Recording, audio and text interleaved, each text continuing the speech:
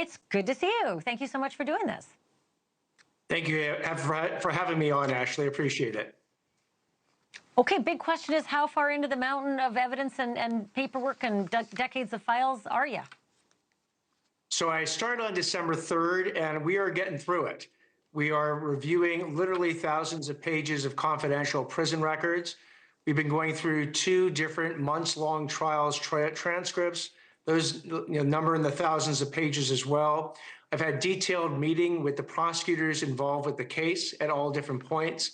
I've got a meeting set up with the defense in early January. I intend to meet with every victim family member who would like to meet with me, also in early January.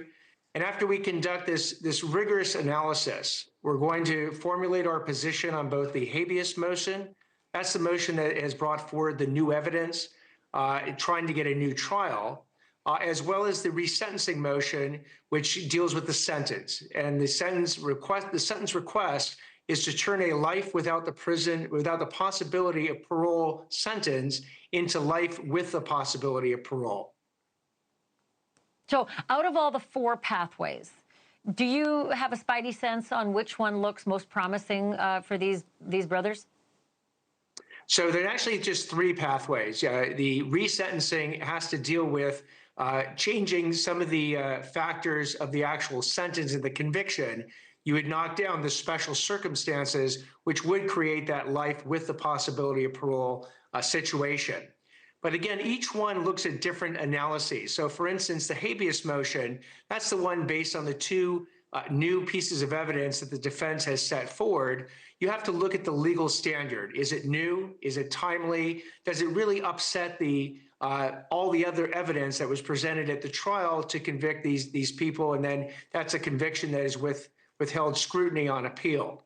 The clemency is a direct petition to the governor. And the governor, at any time he's been in power since 2019 till today, could grant clemency and let the Menendez brothers out of prison. This 3rd path is resentencing. It's something that's somewhat unique to California and says that, look, we're not going to touch the underlying conviction necessarily, but if a DA or a court files a motion, we're going to go ahead and allow rehabilitation and other factors to come into play in order to decide whether or not we want to change that sentence. And again, in this case, it's life without the possibility of parole to life with the possibility of parole. Are any of those more likely than the others? You know, it's interesting. They each have their own analysis. So a new trial analysis is really looking at the trial record. You don't go really beyond the trial record in order to determine whether or not they're entitled to a new trial. The resentencing, on the other hand, actually requires us to look beyond that. We have to look at rehabilitation. We have to look at other factors that are involved with the individual defendants. And then we have to make that call on whether A, resentencing is appropriate, and B, if so, what the new sentence should be. Right now, the recommendation is 50 years to life, which would then allow the Menendez brothers to go before a parole board.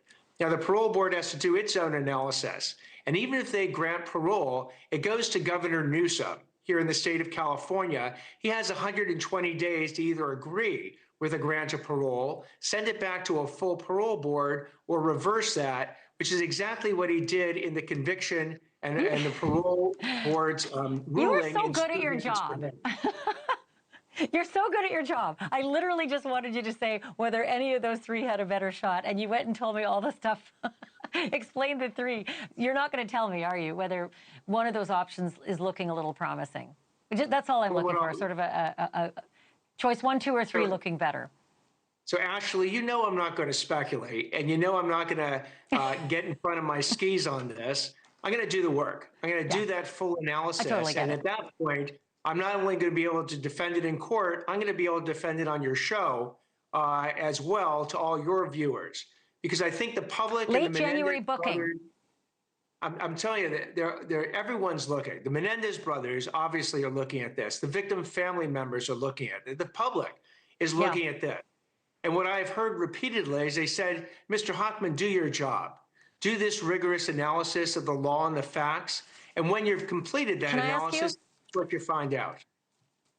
I've written you down for a late January booking, but I know you have to go. I have a hard out for you 2 minutes ago, but I do want to ask you yes or no. Have you had a chance to talk with Governor Newsom about the clemency issue? He was waiting for you to be sworn in. He has not reached out to me. I haven't reached out to him. On my end, it'd be a little preliminary because I don't have that answer that he's looking for. When I have that answer, I will be happy to speak to Governor Newsom. I'll be happy to speak to the public. We'll put it down in writing. I'm certainly happy to go back on your show and tell you all about it. Thanks for watching. Go to joinnn.com to find NewsNation on your screen. And don't forget to click the red subscribe button below to get more of NewsNation's fact-driven, unbiased coverage.